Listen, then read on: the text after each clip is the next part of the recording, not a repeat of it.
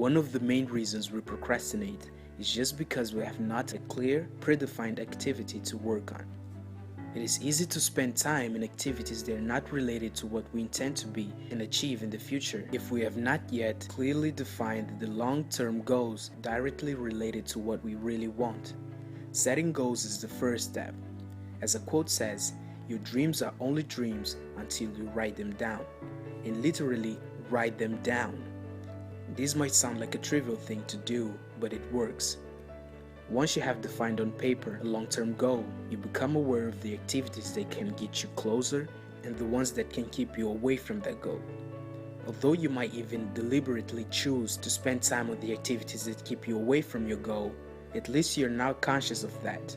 It depends only on your efforts to make it happen. On the book 23 Anti-Procrastination Habits, Steve Scott talks about a very popular tool called SMART goal setting that we can use to set both short and long-term goals.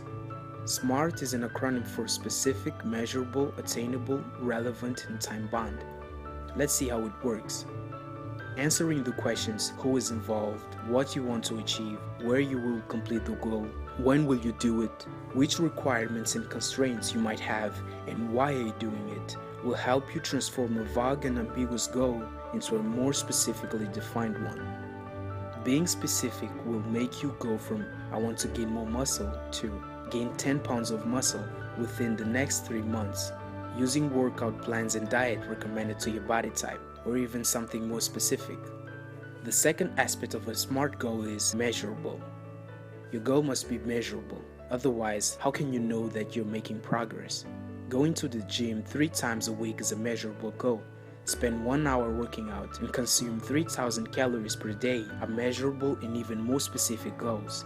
Measurement is a way of monitoring your progress. You have to know at some point that you have achieved your goal. Try to include numbers and be very specific every time you set a goal. Your SMART goal also has to be attainable.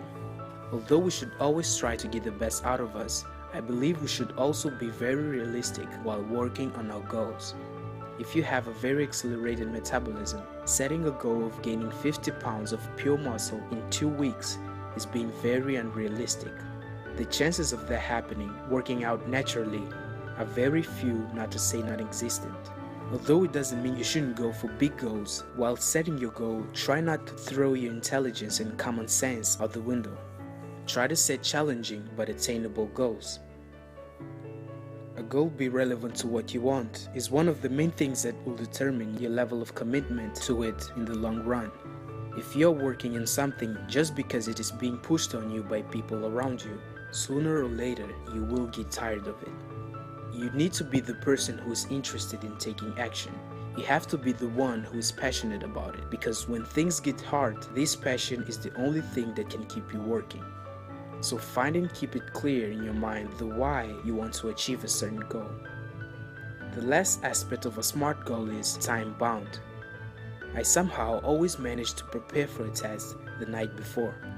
I would procrastinate as much as possible until I got to a deadline. For your goals to be SMART, it has to have a specific time frame attached to it. From the examples we used, the 3 months is a time frame for the long-term goal of getting 10 pounds of muscle. And the 1 hour is a time frame for the short-term goal of working out in a training day. So whenever you set a goal, try to make sure they contain these 5 attributes: specific, measurable, attainable, relevant, and time-bound. If you found this video interesting, please leave a like and subscribe to the channel for more videos. Thank you for watching.